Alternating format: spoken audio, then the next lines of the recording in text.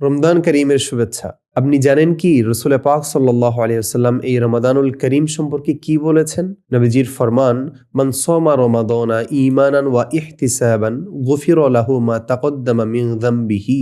যে ব্যক্তি ঈমানের সাথে এবং সওয়াবের আশায় রমাদানের রোজা রাখে, তার পূর্ববর্তী গুনাহসমূহ ক্ষমা করে দেওয়া হয়।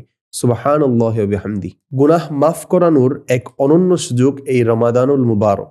তবে শর্ত একটি, ঈমানের সাথে হতে হবে। এখানে ঈমান অর্থ পূর্ণ ইখলাস, একাগ্রতা এবং আল্লাহর প্রতি বান্দার গভীর তাকওয়া। তাই রোজা তখনই আপনাকে সত্যিকার উপকার দেবে যখন আপনার অন্তর ইখলাসে পরিপূর্ণ থাকবে। অতএব এখনই তওবা ও ইস্তিগফারের মাধ্যমে নিজেকে রমাদানুল করিমের জন্য প্রস্তুত করুন।